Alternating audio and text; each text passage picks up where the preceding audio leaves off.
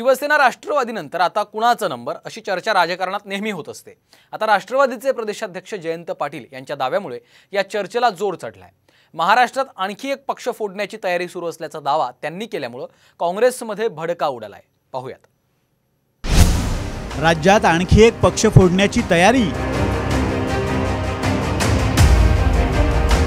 जयंत पाटलांचा दावा काँग्रेसच्या जिव्हारी। एक पक्ष फोडला, दुसरा पक्ष फोडला, आता उरलेल्यांनाही फोडा। फोडाफोडीच्या नशेवरून राऊत आणि शिरसाटांमध्ये जुंपली। गेल्या 1.5 वर्षांपासून राज्यात फोडाफोडीचं राजकारण जोरात सुरू आहे। आधी शिवसेना आणि त्यानंतर राष्ट्रवादी काँग्रेसमध्ये उभी फूट पडली।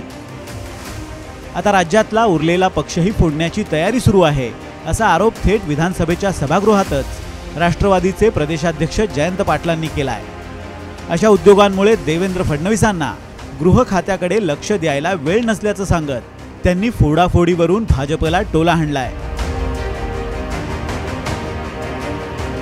गृह खात्याच्याकडे लक्ष द्यायला वेळ नाहीये आणि एवढे उद्योग आहेत की एक पक्ष फोडला, दुसरा पक्ष फोडला, आता उरलेल्यांनाही फोडा। देवेंद्र फडणवीसांचं भाषण मी एकदा ऐकलं। मी फडतोस नाहीये, काढतोस आहे। चांगलं भाषण होतं की महाराष्ट्रात इतरत्र फिरण्यापेक्षा नागपूरमध्ये ठाण मांडून गृहमंत्र्यांनी बसावं आणि महाराष्ट्रातल्या नागपूरच्या उपराजधानीतला हे गुन्हेगारीचं जे सगळं वातावरण आहे, अध्यक्ष महोदय, ते एकदा दुरुस्त करावं एवढी आमची त्यांना सूचना आहे। पक्षफुटीचा जयंत पाटलांचा हा दावा काँग्रेसला मात्र चांगला झोंबलाय।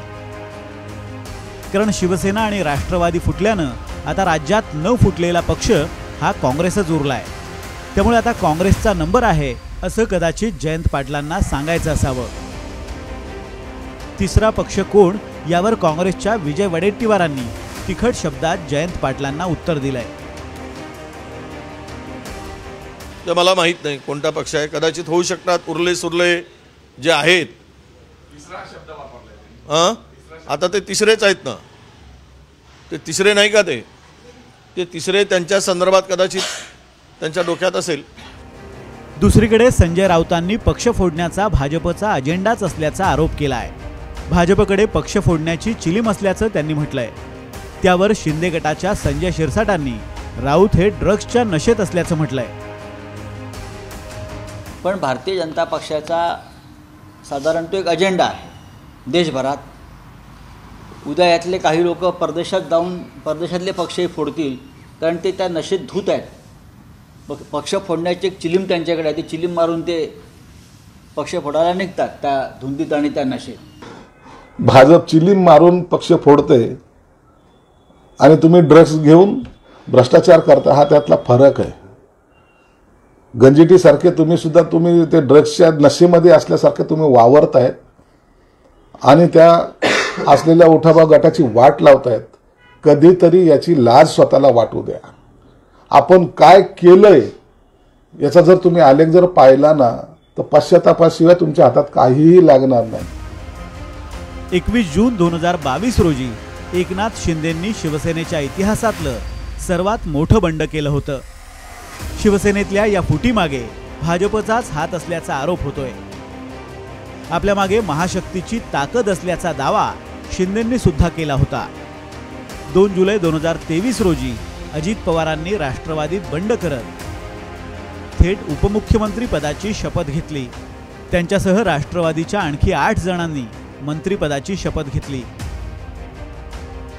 या 2 प्रमुख पक्षातल्या फुटीमुळे महाविकास आघाडीचं सरकार पायउतार झालं, तर सत्ताधारी आमदारांची संख्या 200 पार गेली। आगामी लोकसभा निवडणुकीत विजयाची हॅट्रिक साधण्यासाठी भाजपच्या दृष्टीनं महाराष्ट्र खूप महत्त्वाचं राज्य आहे। त्यासाठी महाविकास आघाडीची ताकद शक्य तितकी कमी करण्याचा प्रयत्न भाजपतर्फे केला जाऊ शकतो।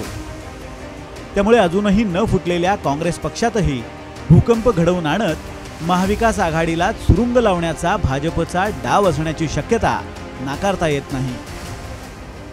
महाराष्ट्रातला 45+ नारा खरा करण्यासाठी भाजप 2019 प्रमाणेच मिशन इनकमिंग लॉन्च करू शकतो। त्यामुळे जयंत पाटील म्हणतात त्याप्रमाणे निवडणुकीच्या तोंडावर राज्यात पुन्हा एकदा भूकंप होणार का हे पाहायचंय. ब्युरो रिपोर्ट, साम टीव्ही न्यूज.